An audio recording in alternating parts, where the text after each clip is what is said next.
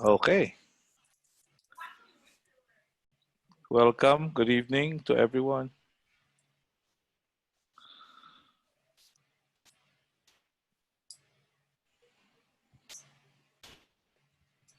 For those who are watching the live feed right now on the Facebook page of Hoops Coaches International, maraming salamat sa inyong patronage sa webinars ni Coach Ariel Vanguardia, Dr. Terry Villasor, and yours truly. Si Coach Ariel has started this wonderful thing with coaches, not just here in the PBA, but international coaches. And as I understand it, they will get back on track this week with a whole new batch of coaches. So abangan niyo yan. In the meantime, we're doing the Usapang Media. We're just waiting for Miss Tessa Jazmines to log in. She's having some connection problems. Biglang nagka-connection problems right before we all got into the meeting room. Ako po si Rick Olivares. Magandang gabi sa inyong lahat. I'm also a veteran journalist, having started out with the Journal Group and then Philippine Daily Inquirer. I moved to Solar Sports and was writing, I'm still writing also for Business Mirror, the sports section under Jun Lamibaw. I'm also a writer for philstar.com as well as ABS-CBN News. Dati po akong editor-in-chief ng magazines, mga publications ng Philippine Basketball Association, including the last annual that was put out by the PBA. Dumaan din po tayo sa DZRH at sa ABS-CBN proper. Yan. So, itong ginagawa naming Usapang Media, it's our way of giving back to our media colleagues.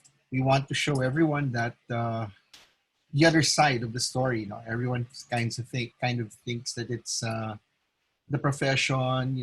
It's easy or even glamorous to a point. Maybe it is glamorous to a point if you see people traveling or being with all these athletes who are like rock stars.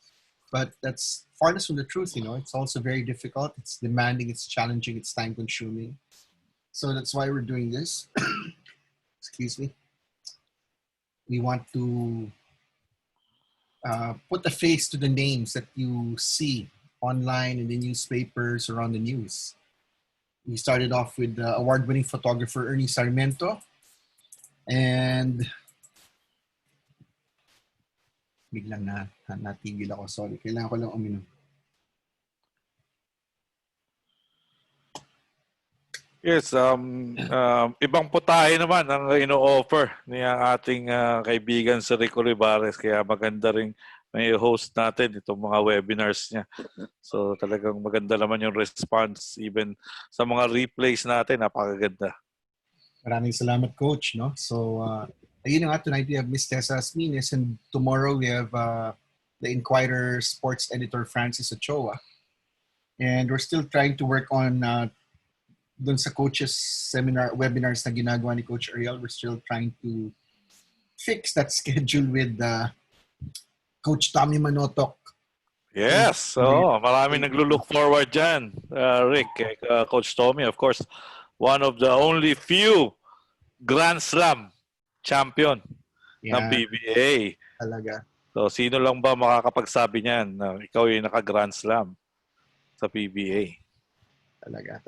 Medyo hindi biro yung Grand Slam na yan. Only 4 coaches have achieved that in the 40-plus years history of the Philippine Basketball Association. So, he was the second ever following Coach Baby Dalupan. Tama, no, Coach Ariel? Yes. Let me check with Ms. Tessa.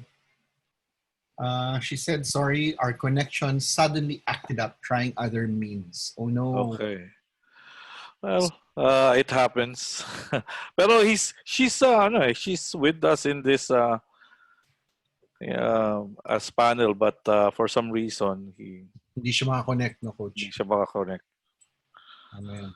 But some of our attendees and even sandali lang, no? Technical problems lang, pasensya na. But nevertheless, we want to thank you for participating in this webinar on a humid Saturday evening. Sana okay lang kayong lahat dahil mag-GCQ na po tayo, no? Sabi ko nga earlier, we started off this webinar series, Usapang Media with Ernie Sarmiento. Then we had Dennis Principe the other night. Tonight, we have Miss Tessa Jazmines. And Hi, tomorrow. Rick. Ayan na! Woohoo! Good Hi. evening! I'm using my phone. That's Nako. all right. Using my phone na. That's all right, Okay. Miss Tessa. Nako, Oh. fan ako niyan si ma'am. Ako po. Ayan. Okay, so, Hi, Coach Ariel. hi, good evening, ma'am. Or, Ayan. Coach is Sorry, I got held up ang hinala. pero it's okay naman na, maganda na. So, Rick, without further ado, you start the ball rolling and I'll be on the background, but I'm gonna help control the the flow. All right. All right. For a generation of sports fans, you'd probably know her as one of those trailblazers for women covering sports. For another generation of fans, you would have noticed her as the team manager for the UP Fighting Maroons. And for the current generation of sports fans, you might know her as a PR person par excellence. For me, she's a mentor, a friend. Kasamahan ko rin na columnista sa Business Mirror. My mentor, Miss Tessa Jazmines. Good evening, Miss Tessa. Hi, good evening to all of you, Rick, Coach Ariel, and all the members of the sports writing fraternity. Thank you for Good evening. Yan. Miss Tessa, sige, we're gonna take you a trip down memory lane. No? As I understand, Miss Beth Sedis, kayo yung mga among the pioneers for women's sports writers. Can you tell us about that? That's right. That was in the 70s. We are only three. Beth Celis, Alice Lopez Lim, and myself. So that was the time of martial law. And I don't know if you're old enough to remember, but during martial law, all the other parts of the newspaper had to go through censorship, and you couldn't be free with what you were writing. So the best playground to be at is the sports page. And I think a lot of people saw it as an opportunity to also put up sports magazines. So this was where our sports magazine, where Beth and I wrote, and Alice also, came to be. It was called Sports World. And the other magazine that was like our competitor then was Sports News. So dalawa yung magazine na yun. Then later on, of course, Sports Weekly came along, Scoreboard came along, but that was much later. So sports magazines gave readers a more in-depth view of sports, not just sports news, but all the other like sports lifestyle. We were able to cover more sports, and there were more photos. So that was the situation when we entered the field. Wow. So hindi ka lang pala manunulat, publisher ka rin at that early stage? Hindi ako publisher. Ang publisher ng Sports World were the Soliers. And yun sa Sports News, I think was, I forgot, pero Dizon yata yung last name niya. Tapos, Beth was the real pioneer kasi she was married to June Celis, di ba? Who played for Cuspa and then UTEX. So she had very good access to inside info, plus of course, may tulong din ng analysis. So she got a job to write with the Sunday Times magazine at that time. Si Rudy Tupas yung editor. And I was always interested in sports. I'm not an athlete, but my father was a very big sports fan. He used to watch baseball games sa Rizal Memorial nung araw pa yon, di ba? Wala na ngayon yon. So he was also a basketball fan and a big Eco fan. So it rubbed off on me kasi I was an only child and tingin ko gusto niya sana naging lalaki ako. So pinamana niya sa akin yung sports na yon. And ayun. So, I pursued it during that time. I was already teaching at UP College of Mass Comm at that time. Pero, parang sabi ko, parang kulang yung buhay ko. Parang naghahanap ako ng excitement. And I found it in sports. Kasi there was one game, Iko and Crispa played a game at the UP gym. And believe it or not, I was already in my 20s. And I've never watched a live basketball game. That was my first time. And then, when that happened, ayun na, sunod-sunod na. Sobra na yung passion ko na sa sports na yan. Kahit hindi pa ako ng sports writer, tumatakas ako sa UP during lunch break. I would go to Rizal Memorial to watch basketball games. Specifically, Eco games. And then, ayun, nakita ko na yung mga sports world na yan. Dumadating na, sabi ko, I'm going to pursue this. I want to write about sports. If I can't play it, I'm going to write. Kahit wala pang girls noon. Si Beth nga lang alam ko eh. Tapos yung pala, meron na ding Alice Lopez Lim na sumusulat. So yun, I just applied cold doon sa sports world office. And I had my father into, kasi syempre, daddy's girl. Kasama ko pa yung dad ko na nag-apply doon kay Vic Villafranca. He was the editor. Tapos sabi ko, Mr. Villafranca, I'd like to write in sports world. Tapos sabi niya, what do you want to write about? Sabi ko, I want to write about Iko. Kasi Iko fan ako. Natawa siya ng tawa, sabi niya, hindi naman daw yun lang ang dapat kong isulat. Sabi ko, kahit wag niya nga niyo akong bayaran eh. Basta pasulatin lang niyo ako. And then, that did it. He gave me assignment. Oops, sorry. And, oh my gosh. I can hear you. We can hear you. Yeah, wait. Okay, I'm there. I'm back. Okay, so yun, he started assigning me. And syempre, parang ganahan ako. Puro Eco players, Eco games, ganyan sa umpisa. Then later on, iba-iba na. I was asked cover kahit mga, yun na nga yung motocross, golf, may boxing pa eh, may mga ganyan. But I'm not like Jazmine Payo na talagang writer na sa daily. Iba kasi pag magazine eh. It's more features and personalities. More of yung mga lumalabas ngayon, yung mga sinusulat namin dalawa ni Beth noon. And then later on, naging column na siya. Yeah. Did that pave the way for you becoming a columnist for Philippine Star? Yes. Kasi after Sports World, it folded up eventually. I joined Sports Weekly. This was already in the 80s. And sobrang lakas no ng PBA. The rivalry between Tanduay and Añejo and Ginebra. Yeah.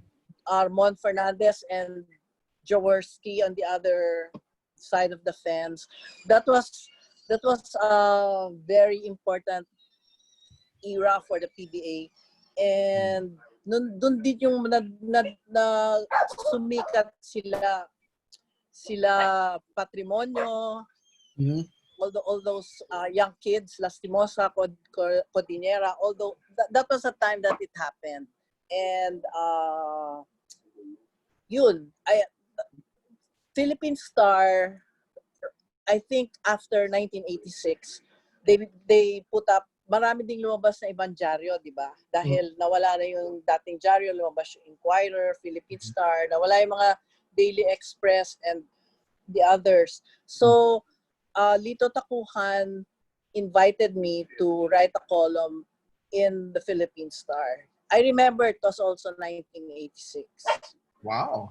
Oh, okay. So since you mentioned about the Young Guns, I'm going to share this picture and I want you to take the fans through this picture, what it meant and what happened here. Ayan, can you see it, Ms. Tessa? Okay. Yan. Scoop sa There, kamay. yeah. That was Scoop sa Kamayan. yeah, this was 1986 because our editor then was still Vic Villafranca. And then he put up this sports organization called Sports Communicators Organization of the Philippines, or SCOOP for short. He said it was like an alternative to the PSA. Of course, the PSA was a well-established sports organization. He said, nag-grow na yung sports journalism field natin, and people like Romy Quintanar were there. Parang it's no longer just print. There's broadcast journalism also. So he said Scoop would be able to cover not just print journalists, sports journalists, no? But also yun, the likes of Romy Quintanar and Joe Cantada and those people. So ito, every Friday, merong session itong Scoop sa Kamayan. We started with Kamayan EDSA, and then somewhere along the way, napalipat sa West Avenue. This one was, the one in the photo, was held at Kamayan West. And I think this was a session that I think, if I'm not mistaken, this was after an international tournament that we joined. I forget now which one, but as you can see, Alvin Patrimonio, Alan Kaidik, Rodney Magsano, Benji Paras, and Jericho Diniera are there. So, yun. Baka yun yung 1990 na Asian game. I'm not sure. I forgot na senior bigla. All right. So, but that was very interesting. Miss Tessa, you mentioned earlier the rivalry between Sir Mon, who I believe is watching our webinar. You were saying earlier the rivalry between Sir Mon Fernandez and the Big J was an important part of PBA because that came after yung dissolution of Toyota and Crispa, di ba? Yes, that's right. So, and that wouldn't have happened siguro. Kasi after the disbandment of Toyota, Mon went to Manila Beer, di ba? And then Abet Gidaben was dealt to Tanduay. Pero somewhere along the way, I'm quoting the team manager at that time, or team owner of that time of Tanduay, was the late Pepito Del Gallego. And I don't know who he talked to sa Manila Beer, pero sabi niya noon, kinausap daw niya yung owner or team manager din siguro nung Manila Beer sa Manila Pen, and then sinabi niya, essentially, let's exchange headaches. So, nag-trade sila, and Mon Fernandez went to Tanduay, and Abet Gidaben was dealt to Manila Beer. And ayun, it paved the way for this great rivalry between Robert Jaworski and Mon Fernandez. Kasi yung dalawang teams nila ang talagang matindi ang labanan ng araw. Ginebra, it wasn't Ginebra pa eh. Añejo yung ginamit nila na name dati. But that was a very, they disputed the All-Filipino Championship of 1986. Yun. And sabi, kasi di ba, Mon and the Big J were teammates in Toyota. But merong mga ugong-ugong that they were really rivals. Parang merong rivalry sila na internal. And so yun, doon nila na-express mabuti doon on the court for their two teams. Ms. Tessa, I want to backtrack a little bit. No, when you were as you broke into sports journalism, what were the challenges that you faced? You know, as a woman, parang entering, it's a male-dominated industry, and sports world, although syempre marami din tayong champion na female athletes, medyo mas marami, mas timbang pa rin sa lalaki. So, what were the challenges for you personally? Personally, I think I was pretty lucky that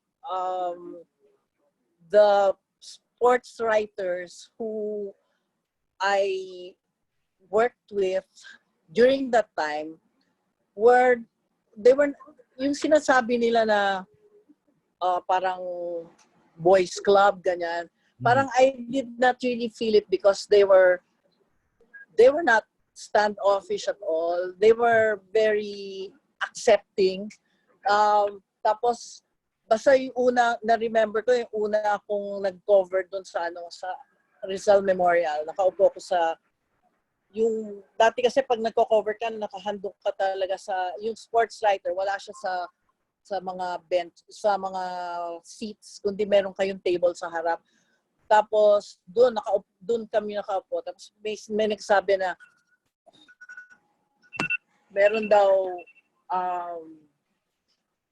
sinuntok si Reka sa labas. Sabi ko, naku, meron pa lang mga babaeng nanununtok dito. Without realizing that Reka was the Reka Trinidad, this very good and famous sports writer. So yun yung mga ano ko noon eh. They were of course older than me, a little bit lang siguro, but they were not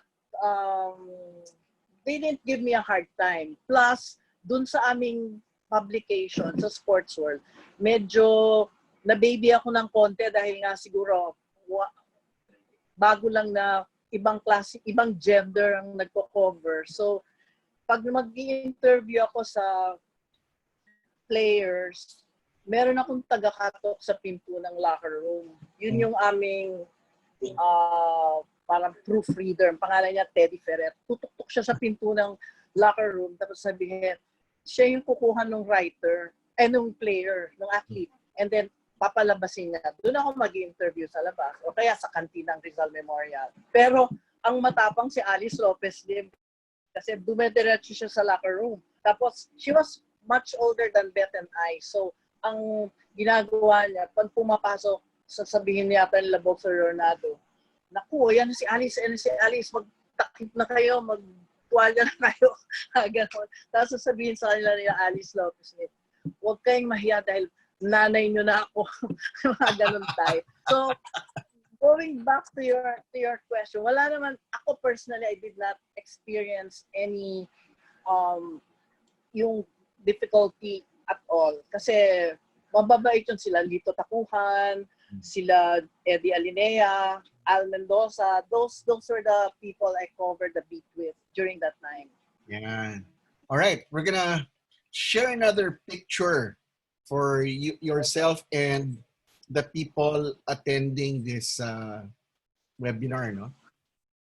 Ayan, nakikita niyo na, Miss Tessa. Yan, mga long legs ni Mon Fernandez. This was a tennis invitational, international tennis invitational that was sponsored by Elizalde and Company. And at that time, Mon Fernandez was also playing tennis. Medyo Michael Jordan siya dyan, na hindi lang basketball, nag-baseball pa si Michael Jordan. Nagte-tennis yan si Mon Fernandez. So, ayan, that's his daughter Bianca with him. And I covered it. Nakalimutan ko na kung ano exactly nangyayari dyan sa eksena na yan. Pero, yun, there were a lot of international tennis players at that event. And I don't know if he did not really compete, but he played tennis. He was already with Tanduay at that time. Napaka-talented naman itong si Sir Mon, no?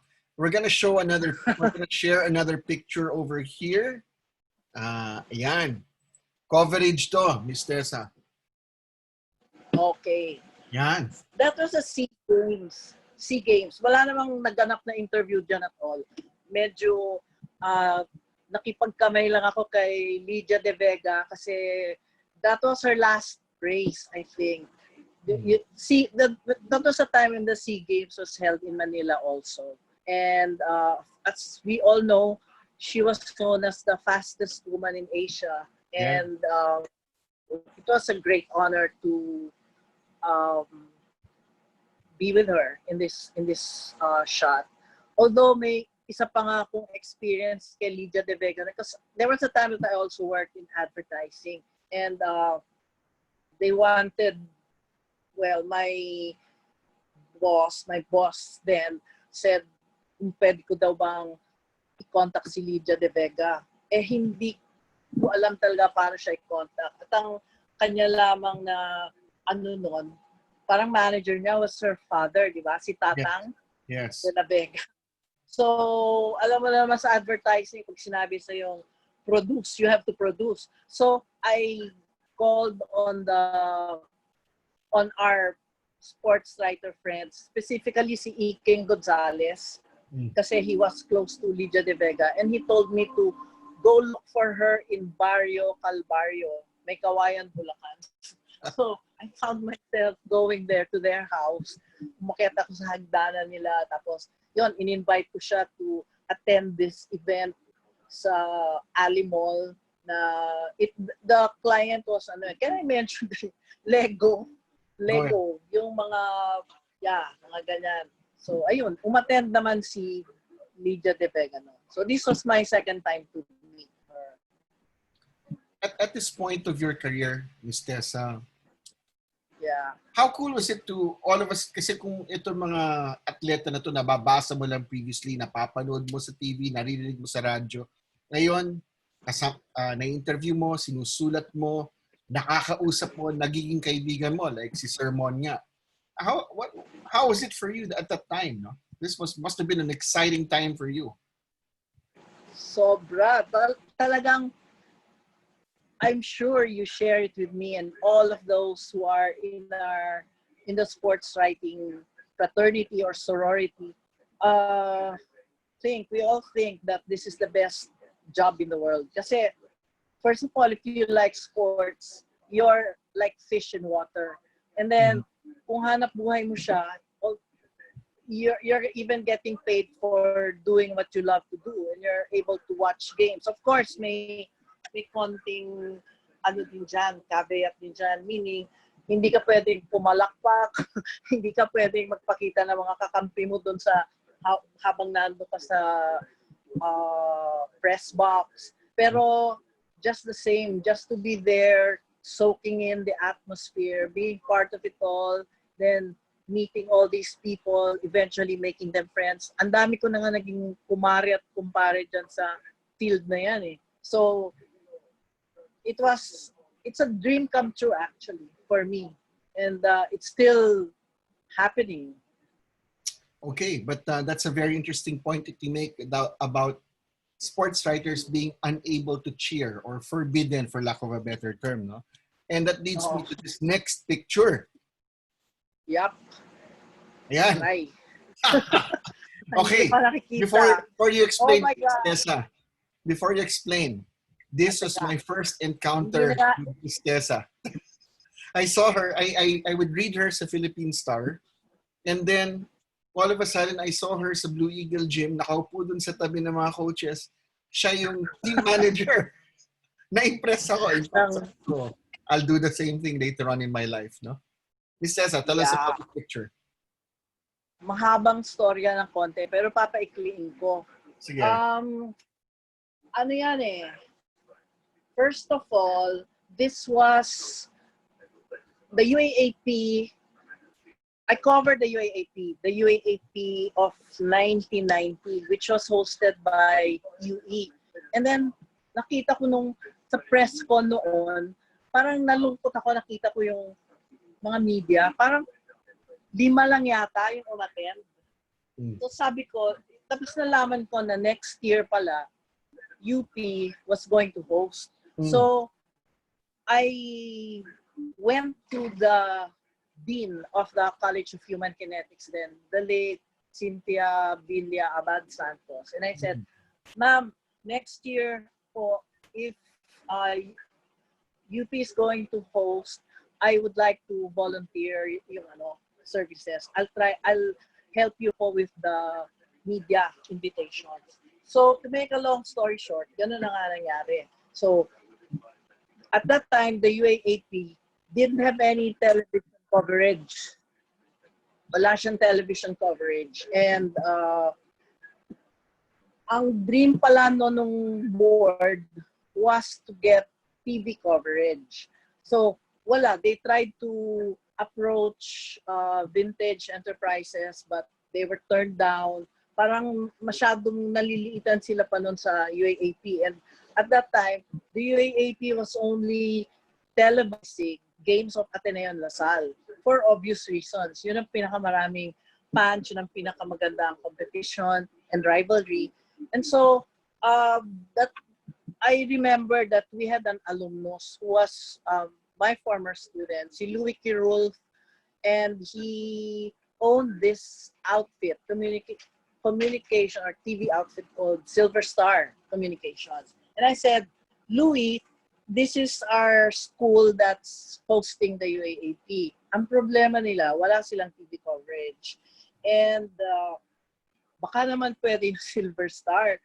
Pero yung Silver Star at that time, ang kanyang kinocover pa lang ay mga supermodel of the Philippines, golf tournaments, mga ganyan. Wala, never had any experience at all with basketball. But Louis was game, and again, to make a long story short, he provided TV coverage and marketing for the UAAP.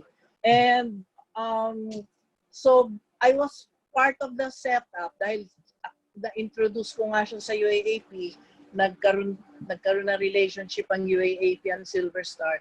Then doon nila ako kinuha parang lahat 2 weeks to prepare, 2 to 3 weeks only to prepare. And ang kanyang kinuha ng mga advertisers were the first, I remember, Rejoice Shampoo and Formula Milk.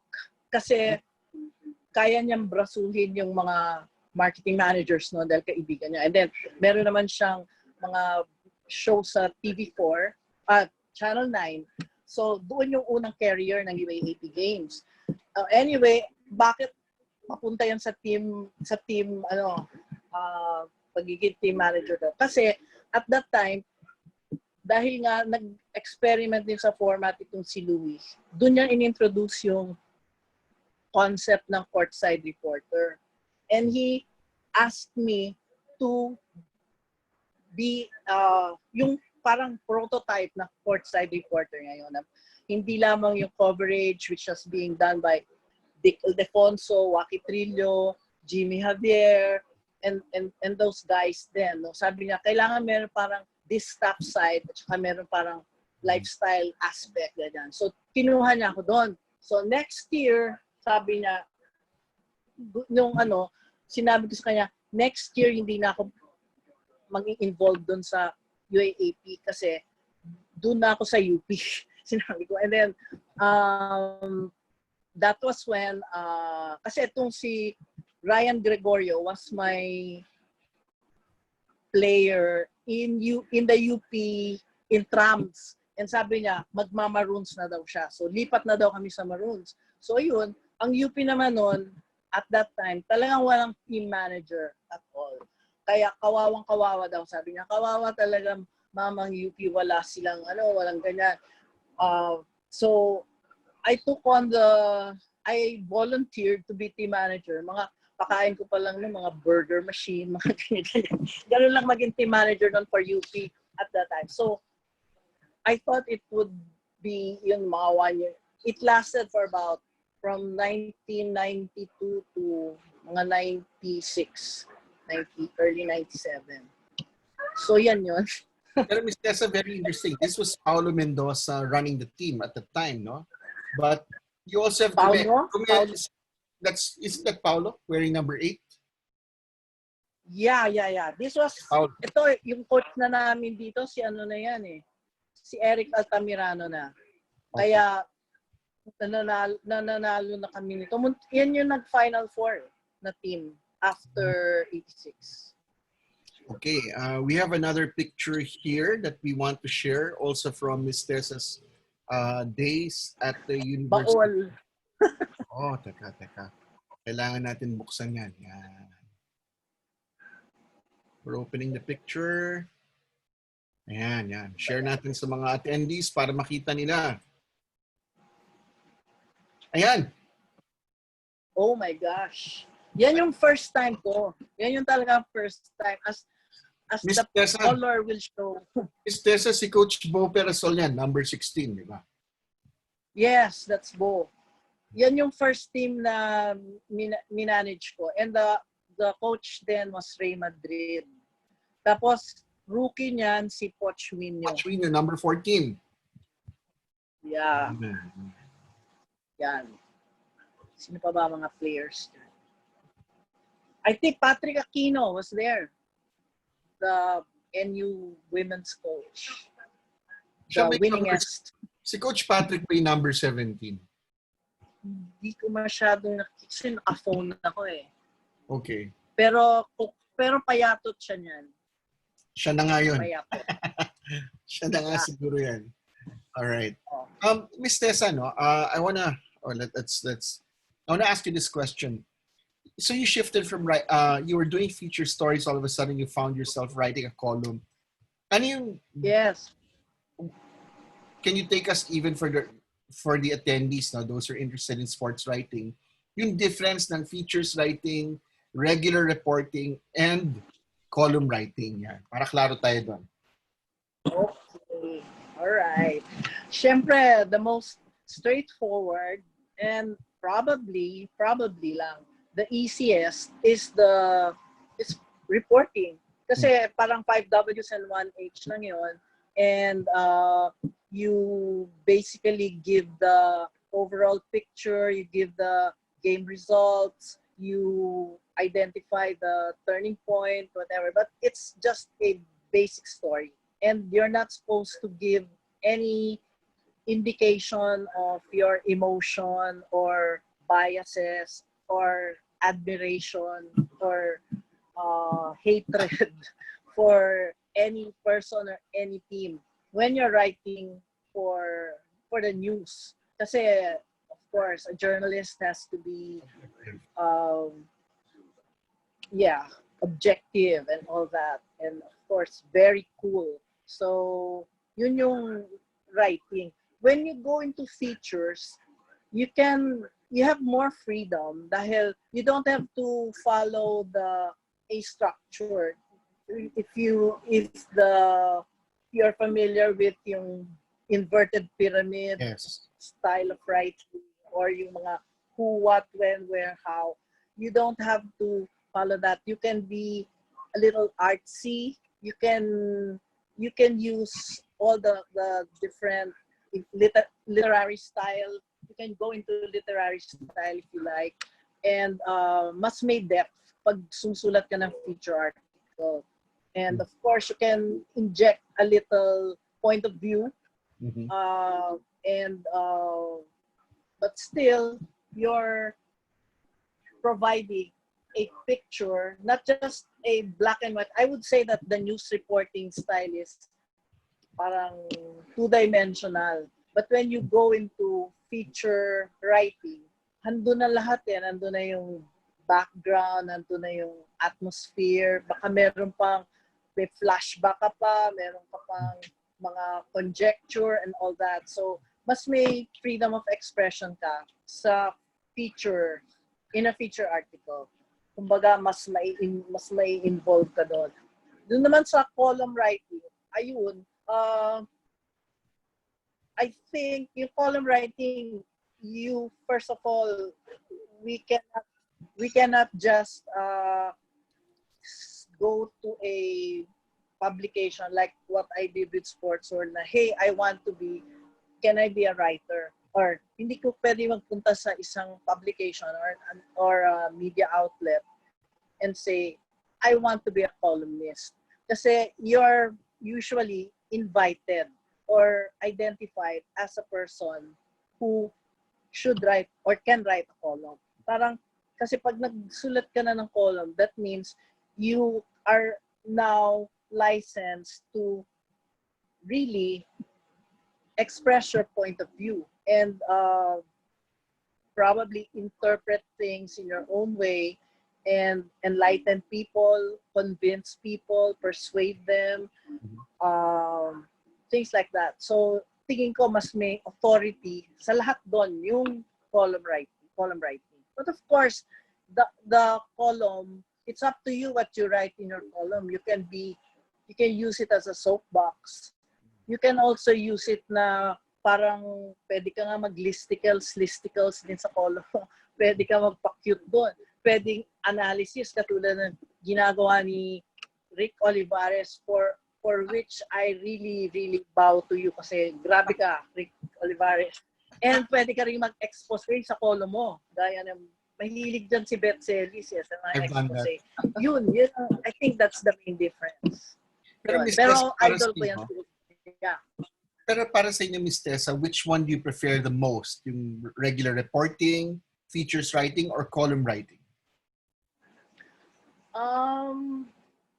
Kasi column writing, ang ano doon ang dali dahil it's up to you. It's up to you what you want to write, di ba? Wala na magsasabi sa'yo na ito isulat mo, ito ganyan. Kumbaga, bahala ka. You whatever moves you at that particular time, whatever interests you, that's what you write. So that's the advantage of the column. But for me, I love feature writing kasi parang mas iba yung preparation, iba yung expression ng sarili mo, yung point of view mo. Tsaka, ayun, maganda rin yung yung bibigyan ka ng topic and personalities to interview or situations or even issues na pwede mong i-investigate. Which of course, you can also do in column writing actually. Pero mas may limit ka sa column di ba? Bibigyan ka ng budget like 700 or 700 characters, or 500 words, ganyan. Pero yung feature, mas ka doon. Parang, kumbaga sa pag-artist ka, mas marami kang nagagawa sa feature writing. Right, you're all watching Usapang Media from Phil Oil Flying V Sports. I'm Rick Olivares, and our guest tonight is the veteran sports writer, the very famous Tessa Jazmines. I'm going to put you on the spot right now, Miss Tessa. Can you name us 5 stories or columns that you've written that medyo nayanig siguro yung sports world natin? Baka may expose kayo, baka... I remember before, pag may bumanat ng tanwa, nako, huwag yung gagawin yan. Makakarinig kayo. Tessa sa column niya. Kahit pure. Anyway, seriously. Seriously? Basta meron ako na-remember na nakaskoop ako nung araw nung tukol kay, nakalimutan ko lang tukol saan. Nag-resign niya, nag-retire. Nag-announce si Tembong Melencio that I'm going to retire. I'm going to hang up my jersey. Isa yun. Hindi ko pinag-prepare nitong tinanong mo sa akin, Rick, na ako dito, na blindside ako dito. Sorry about Yun, meron tama ka doon. Meron din ngang mga column na tinatawag ni Beth Celis na banatizing. May binabanat. Pero actually ako ayoko mag-ganon kasi hindi ako comfortable na parang meron kang inaaway, meron kang kagalit. Kaya na-remember ko pa nga na parang tungkol kay Alvin, Jerry, and Jojo Lastimosa na sa game, parang nagduda sa kanila si Coach Joe, di ba?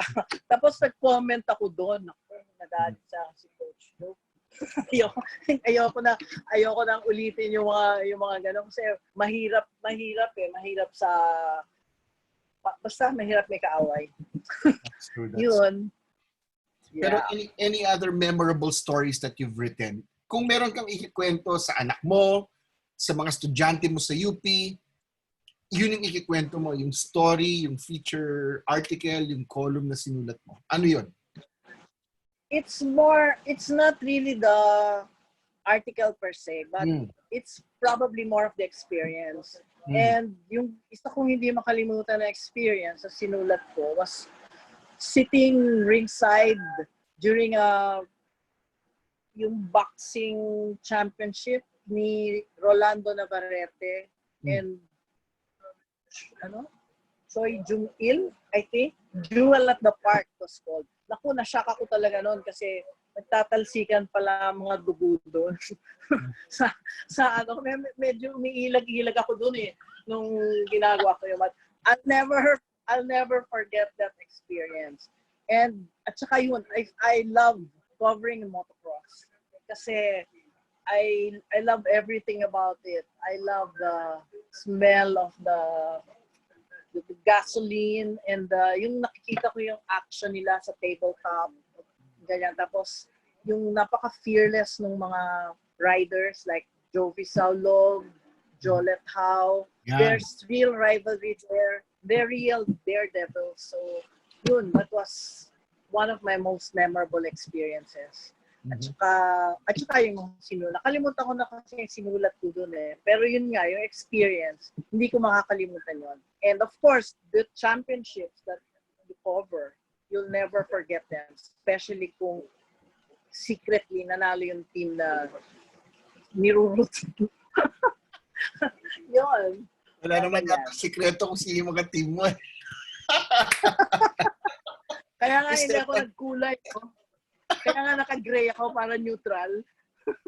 Miss Tessa, yung mga sinusulat mo nun, whether sa dyaryo, sa magazine, naitago nyo ba? Meron ba kayong parang scrapbook? Yes. Ay, wala akong scrapbook.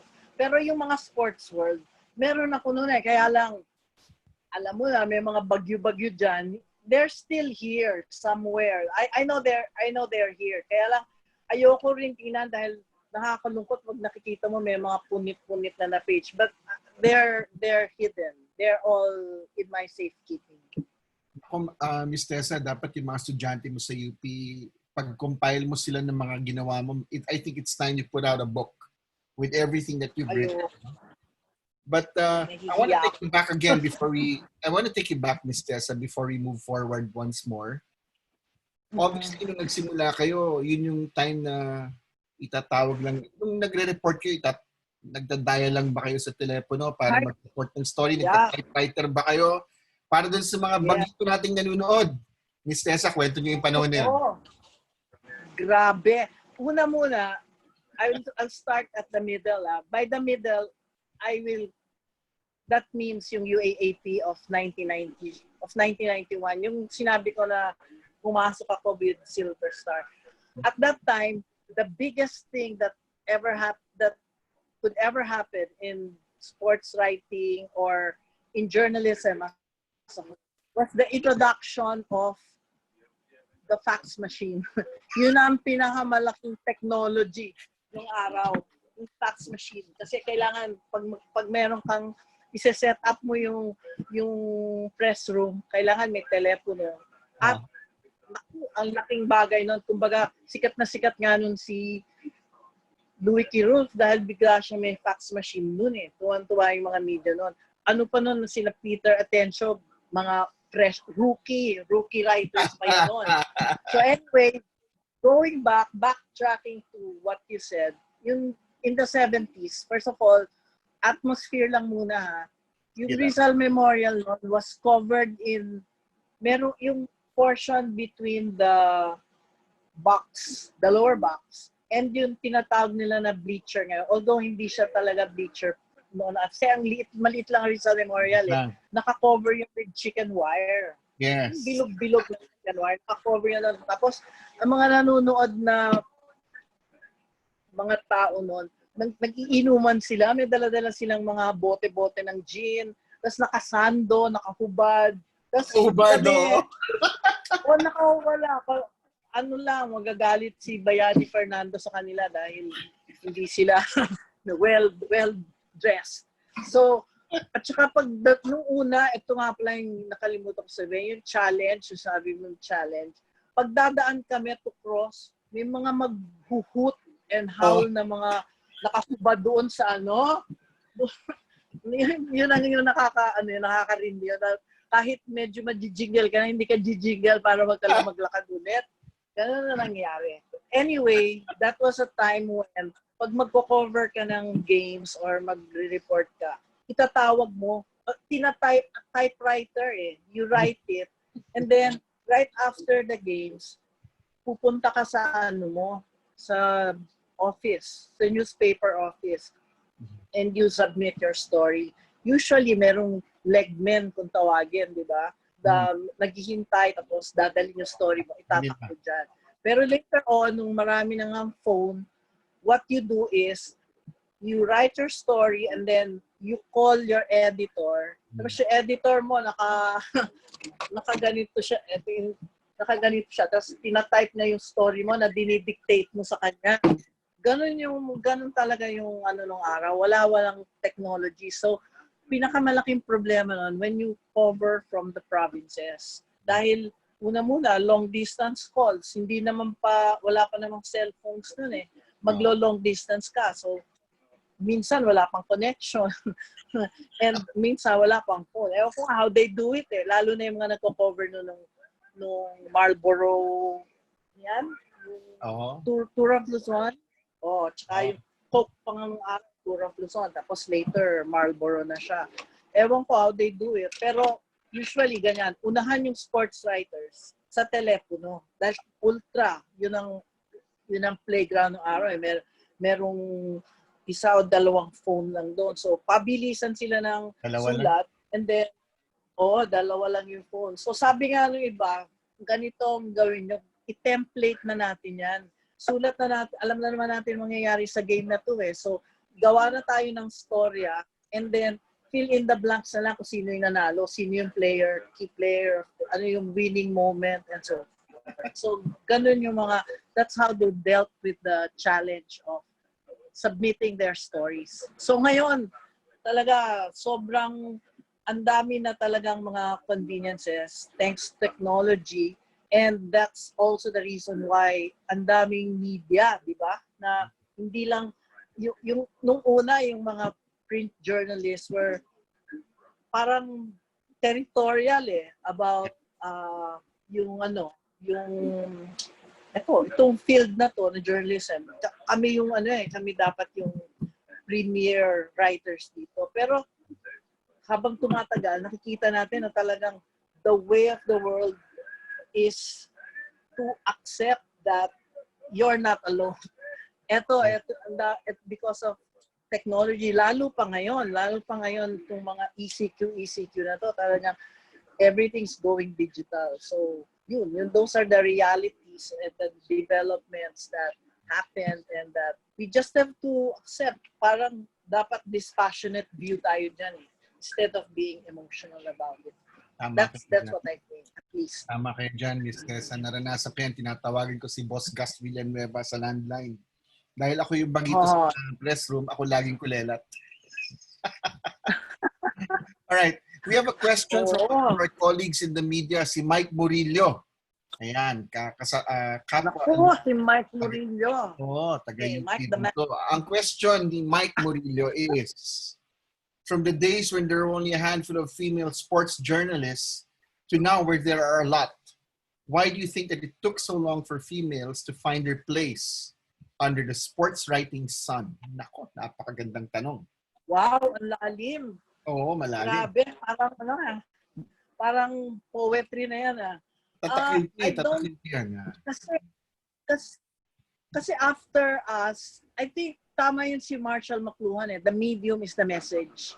After, dahil nga because of martial law, one of the good aspects of it was that it opened up the media hindi yung media na talagang news media pero nagbukas siya ng opportunities nga in particular to sports publications, and nakafocus kasi nun yung some call it a palliative or a distraction from the actual situation of the political situation, but like it or not, helped develop the sports scene, the Philippine sports for one, and sports journalism.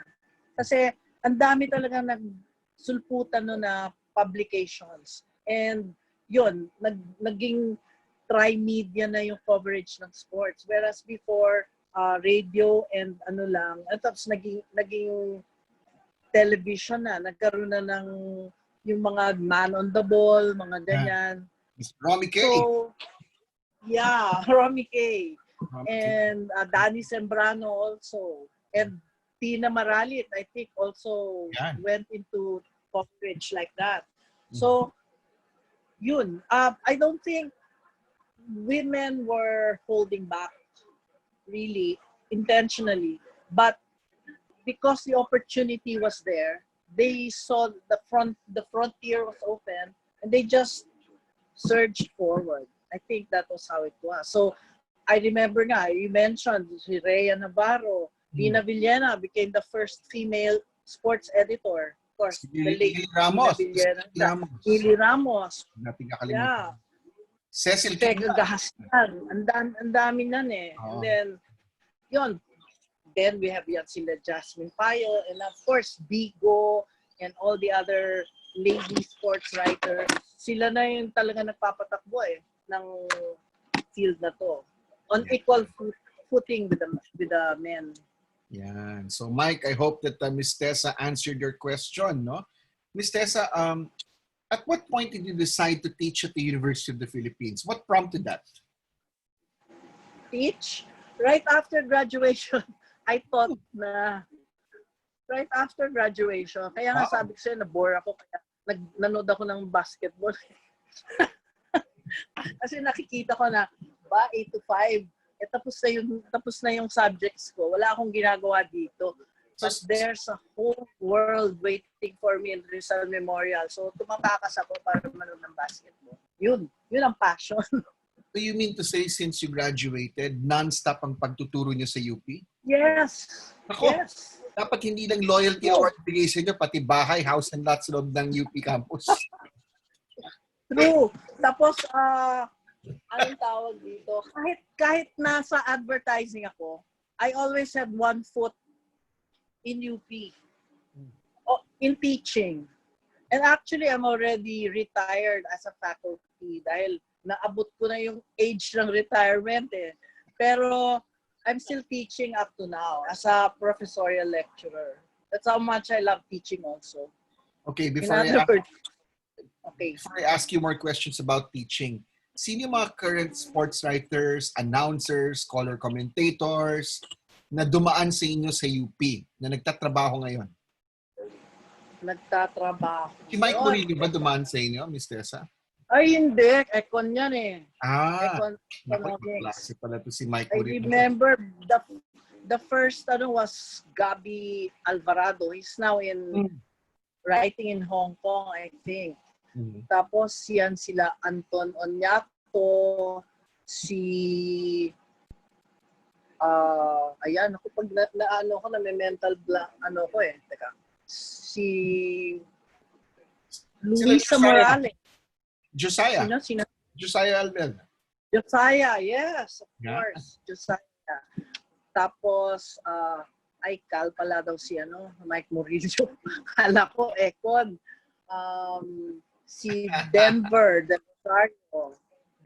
Si Denver. Ang dami nun eh. Si Danin Cruz.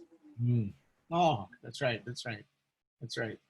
Ma'am, what was the challenge for you in teaching?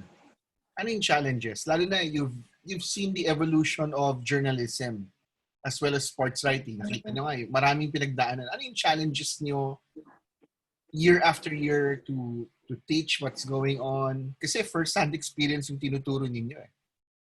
Ano yung challenge? Actually, nung una, ang mga tinuturo ko, theory courses eh. Communication theory, attitude change, mga ganyan. Tapos later, I joined advertising. So, they let me teach advertising and public relations. Tapos, may mga thesis writing pa, ganyan. Ang challenge is laging nag-iiba yung mood nung nung times tsaka yung available media. So kailangan sakay ka lang ng sakay kung ano yung development And your students also change. The different eras produce different kinds of students with different outlooks, different priorities.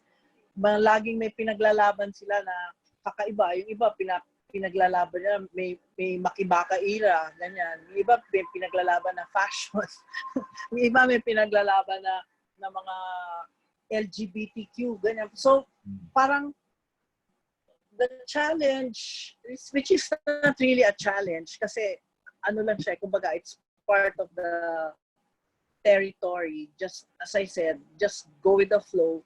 Sakyan mo lang yung times. Just always keep yourself abreast of what's happening, not just on campus, but all over. And then just share it with your students. And ang ano doon for me, ang philosophy ko kasi for students is not really to give them a hard time to test how much they know. But I think my job is really to make them learn and make them want to learn. So I try to make it as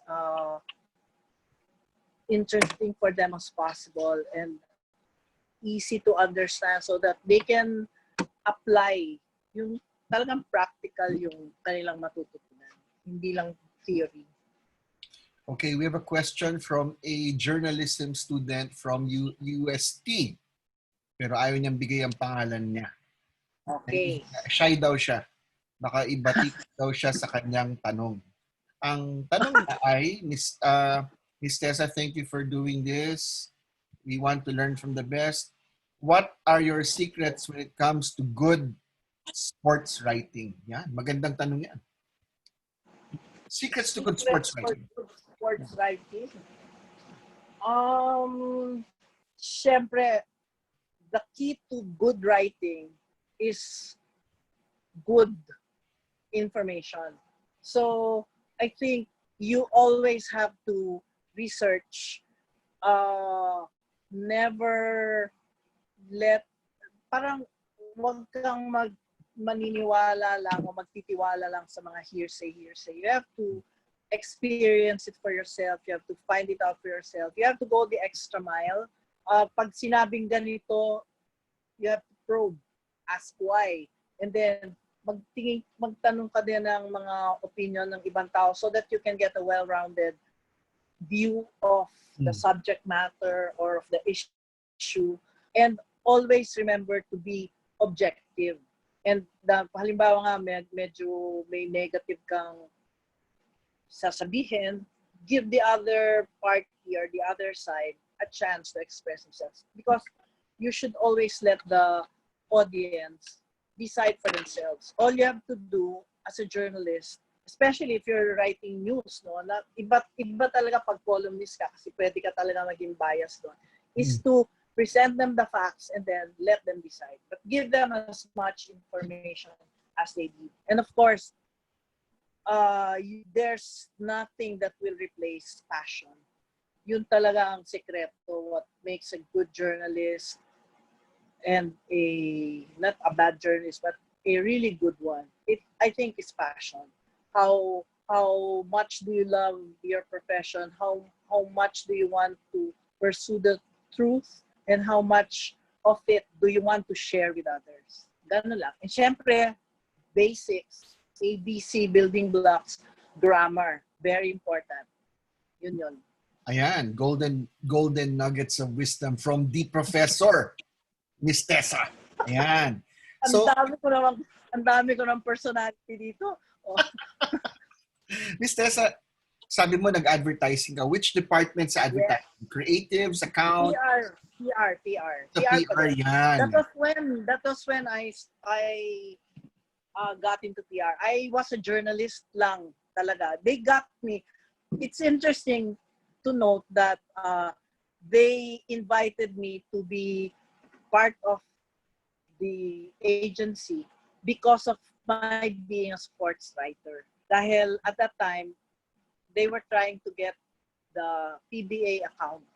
Mm-hmm. So being a sports writer, they knew that I that the people in the PBA knew me. I knew how the league was going, how the teams were operating, ganyan. So parang they needed that information and connection. I worked with A. Sachi and Sachi. Yeah. At that time, it was still known as Ace Compton. So yun, I worked with PR department there. And from there, after 5 years, ayun, doon na, I went to put up my own PR firm. Before we talk about your venture into PR and Larkin Asset, what about PR writing in an agency changed your style? Oh my gosh. Iba yun Culture shock yun for me. Oh? Oo, culture shock yun for me dahil pag journalist ka, sulat mo lang yung how you see the world, di ba? How you interpret what the facts are. Susulat mo lang yan. Diretso, wala kang ibang iniisip. Pero pag nandun ka pala sa kailangan medyo meron kang mga konting iiwasan ng mga kanto, mga ganyan. Kasi unang-una there are certain parang how do you call it, language or that you cannot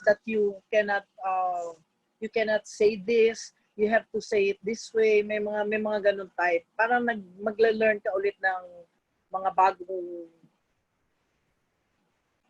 katotohanan. pag ganyan. Oo. Pero kumbaga, you're still telling the truth. Kumbaga, you're not lying. You're not trying to hoodwink people or pulling the wool over their eyes. You're still committed to telling the truth. But this time, kaya lang yun, merong mga, kumbaga, katulad na limbawa ng mga corporate logos, ganyan, hindi mo pwedeng palitan yung kulay nito, kailangan ganito ang size. May mga ganong mga technicalities na kailangan kasundin. Kaya yun yung sinasabi ko na culture shock. Pero still, if you want to be a good PR person or a professional, you still have to be committed to the truth. You just have to find ways to share the truth in a way that will be acceptable to the corporate whatever. We're down to the last 15 minutes of Usapang Sportswriter with Miss Tessa Jazmines. Ako po si Rick Olivares. May statement dito si Edgar Timbungko. Miss Tessa, you write your book. Bestseller yan. Pag nagkataon, sabi ni Edgar. Di ba? Yan, estudyante ko yan. Ayan, maybe they can help out in putting them together, no? I mentioned earlier when introducing you that different generations of people know you as a different entity in media.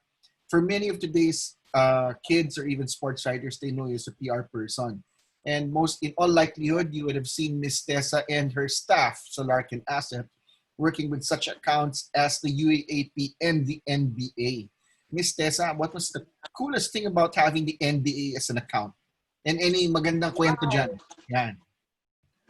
Sobrang dream come true niyang NBA na yan dahil dati hindi nga ako makakapanood ng NBA dahil wala naman tayong televised games dito, di ba? Sa Clark pa hahanap ka ng signal na lalagay ka ng antenna pagkataas kuha ng game na ang labo-labo naman, ganyan.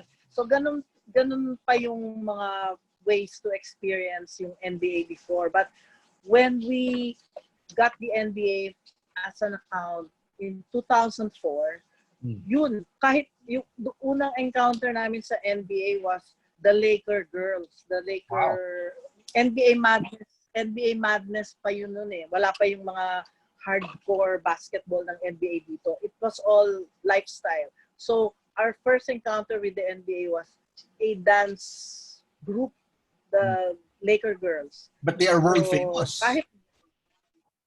World famous. And then later on, nakita mo up close nung freshman pa nung rookie pa si Dwight Howard, si Andre Iguodala. Yun yung mga first players that came. Si Luke Walton came over also. And then, pinaka-climax na siguro yung Global Games. Yeah. Because we had 2 NBA teams here complete with their coaching staff, their dance teams, their mascots, and a host of foreign journalists. So it was really a carnival atmosphere, and preparations were really talagang ornate. I would say ornate. Parang PayPal visit na siguro Parang ganun ang dimensions niya. But it was a long stretch of preparations. Hindi just for that October thing, mga early in the year pa, medyo nag-prepare ka na kung ano-ano mga events that would lead up to the Big Bang in October. That's right. Among all the NBA superstars who've come over to the Philippines, sino yung pinaka-memorable na handle ninyo and bakit? Na-handle? Oo. Kasi maraming nagre-request dyan, di ba? Lahat lumalapit siya, Miss Tessa, all of a sudden, best friend ka na lahat. Oo. Teka. Yung mga, kasi yung big, remember this Asia Challenge? NBA Yes. Asia Challenge. Yes. In 2010, 2009, I think, and 2010. Sila yun? Grabe yung mga legends yun Sila Kareem Abdul-Jabbar, sila Chris Webber, parang Tim Hardaway. Parang, ang dami nila nakakayanig ba? Ganyan. So, that for me, that was memorable. Si Jordan Clarkson also, and more recently, and si Muggsy Bogues, I think, was memorable. Kasi, well, first of all, hahanapin mo siya Kasi pag yung ibang NBA players stand out, kita mo agad. Si Muggsy Bogues, may mas matatangkad pa sa kanyang Pinoy. Medyo parang pag medyo may kalyo pa yung pa ako, baka mataas pa nga ako kay Muggsy Bogues. So, it's very, very warm siya, ganyan. Marami. So, natawa ako na nag-enjoy ako sa personality kay Brian Scalabrine. Siyempre, Celtic. That's right. Miss Tessa, nauna ba yung NBA sa pag-handle mo ng UAAP? Nauna ba yung NBA? UAAP was, 1991 pa ako nag-start doon, di ba? Oh, okay. 1991, tapos 1999. And then, doon, that era. And then, nung next na hinandle ko na yung UAAP was 2008 na, yung centennial ng UP. So, in that sense, nauna yung NBA 4 years earlier. So, can you say that the work that you provided for the NBA also helped open the doors of the UAAP for you?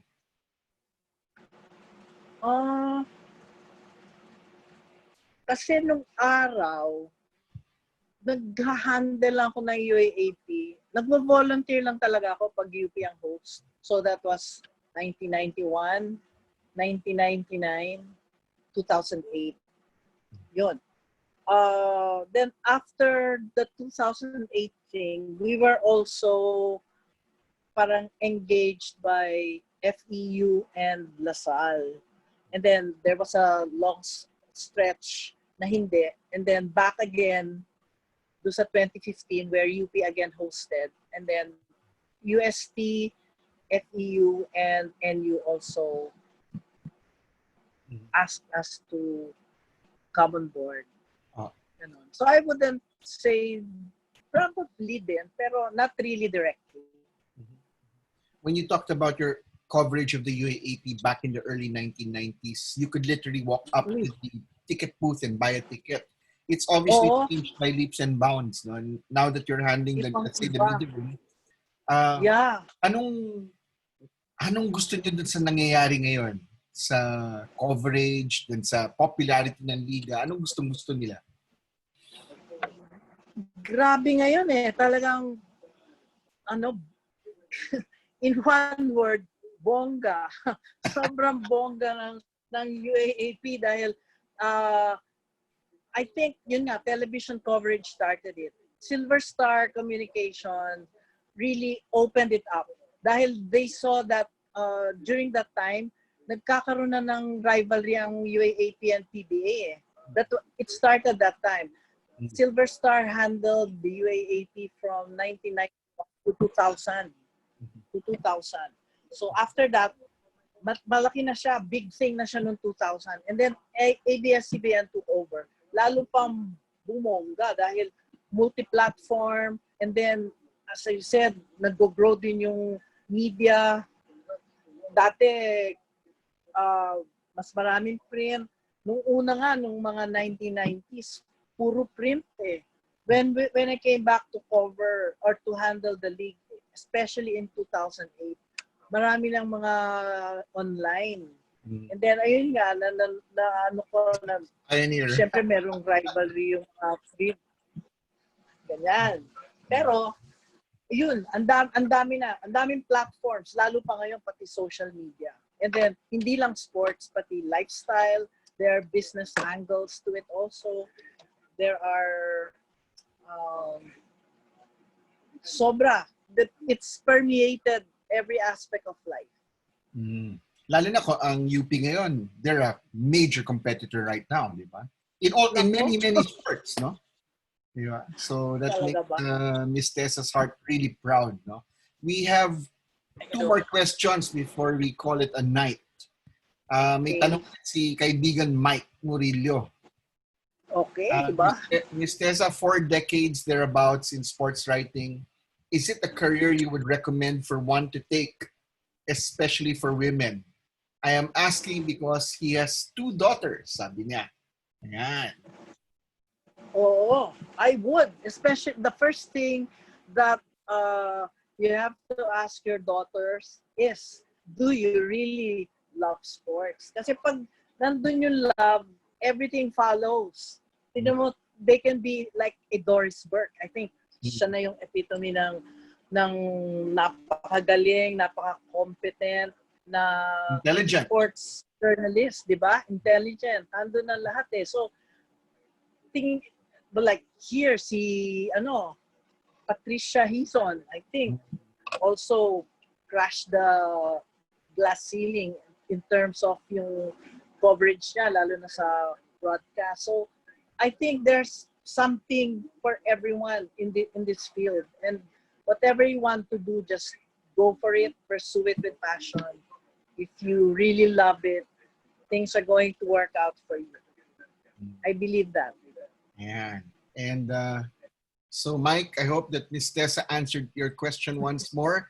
The last question... Nakakadalawa na si Mike. Nakakadalawa na siya. The last question we will field is from a athlete in the UAAP. Ayaw rin niyang ibigay ang kanyang pangalan. Ms. Tessa, Okay. how do you feel na nandun na yung UP team mo, kumakatok sa championship, pero konti na lang? How do you feel about it? Ayan. True confessions time. Siyempre masaya, nakaka-nervous nga eh. Masaya, pero hindi naman ako obsessive doon sa ng UP, but it's good that I think it's a good thing for the league that every team has now stepped up and tried to improve. Kasi yung nung araw, yung nga pumasok si Louis in 1991, sabi niya, ang pinapanood pa rin ng tao was Ateneo Lasal Games. And even today, di ba, wala talagang makakatalo doon. Pero the good thing that happened was UST also went on for 5-game streak, championship title streak, and tapos 4 lang. Tapos Ateneo pala yung 5, no? Tapos at that time NU was talagang best friend ng UP yan dati sa Cellar eh. Pero look what happened to NU. They really parang ni-reinvent nila yung kanilang sarili and they won a championship. So everybody's competing, and UP for a long time merong winless seasons, pero ayun, medyo natauhan din, gumawa ng mga pagbabago, and so they almost made it in at least finals nung season 81. So I think it's very good for the league. It's exciting. It is definitely exciting. So as we wrap up the show, we want to thank Ms. Tessa, Coach Ariel. Ms. Tessa, parting words muna sa mga, especially sa mga nanonood na gustong pumasok na career sa sports journalism, no? And maybe have a message for some frontliners. May nanonood from Cardinal Santos. Wow. Well, Parting words, first of all, parting words. Ang parting words ko dyan, unang-una muna, salamat for giving me a chance to be here with you. Thank you to Rick and Coach Ariel. And this field of sports is really a wonderland for me and for a lot of others. For all of us here that are tuned in tonight. It's been very good to us, and I think sports is really plays a big part in our lives. Like ngayon na hindi tayo makahanap ng opportunities to even spectate yung mga normal games na napapanood natin. Parang merong kulang di ba? So talagang merong role talaga na piniplay ang sports sa atin. Maybe, I don't know, maybe it's an evolution or devolution of yung warlust ng mga mga forefathers natin nung BC and early 80s na naggegera talaga sila. Ngayon wala na mga gera-gera ganyan, but we still express our competitiveness in another battlefield, another battlefront, and that's in sports. So, ang ko lang is this field and the people who are in it, the sports writers, columnists, people in television, ganyan, they are all coming together to bring this beautiful world to everyone para ma-enjoy. So, life is worth living. It's enjoyable, it's fulfilling pag may sport. So if you are into it, if you really want to pursue a career in it, just go for it. Wala lang questions asked. Kasi hindi tinatanong yun dahil nasa puso yun Talagang bumubukal lang yun. And pag talagang gusto mo, wala talaga makakapigil sa'yo. And nothing can go wrong because it's coming from inside you. It's your soul that's talking in your heart. Yun.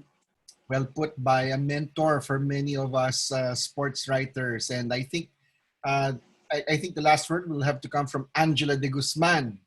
Sabi niya, my God. Thank you and love you very much, ma'am. Sabi niya. So, ayan. So, sa lahat ng mga attendees. Happy Valentine, Angela.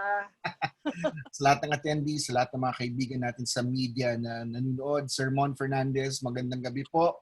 We'll try to have you later this week. Tomorrow, we're moving from the maroon side of Katipunan to the growling side of España. We're gonna have Francis Ochoa right here sa Usapang Media. So for Coach Ariel Vanguardia, Joey Guillermo, Phil Oil Flying These Sports, Ms. Tessa, marami pong salamat. Thank you everyone. Good night, Pilipinas, and stay safe. Bye-bye. Thank you. Bye. Bye.